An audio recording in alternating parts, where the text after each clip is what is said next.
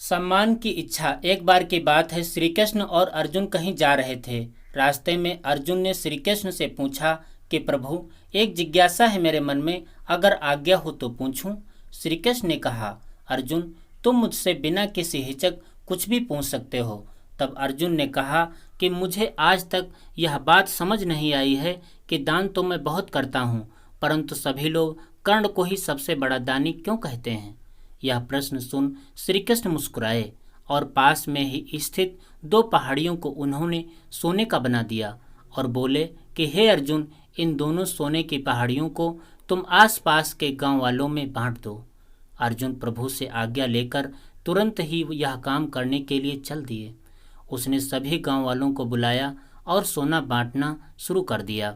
गांव वालों ने अर्जुन की खूब जय जयकार करनी शुरू कर दी। अर्जुन सोना पहाड़ी से तोड़ते गए और गांव वालों को देते गए। लगातार 2 दिन और 2 रातों तक अर्जुन सोना बांटते रहे।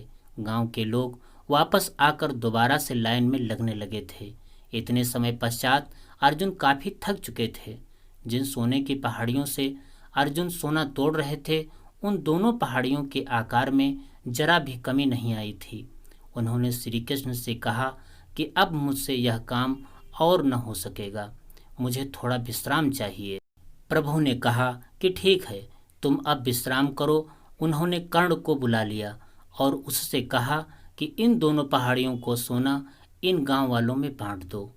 कर्ण ने पहाड़ की तरफ देखा, गांव वालों को बुलाया और उनसे कहा, यह सोना आप लोगों का है, जिसको जितना सोना चाहिए वह यहाँ से ले जाए।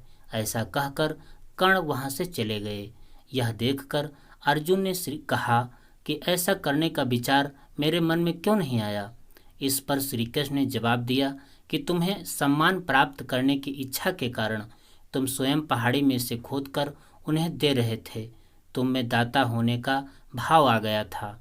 दूसरी तरफ कर्ण ने ऐसा नहीं किया। वह सारा सोना गांव वालों को देकर वहां से चले गए। वह नहीं चाहते थे कि उनके मन में यह इच्छा नहीं थी कि कोई उनकी जय जयकार करे या प्रशंसा करे। उनके पीठ पीछे लोग क्या कहते हैं, यह उनको कोई फर्क नहीं पड़ता।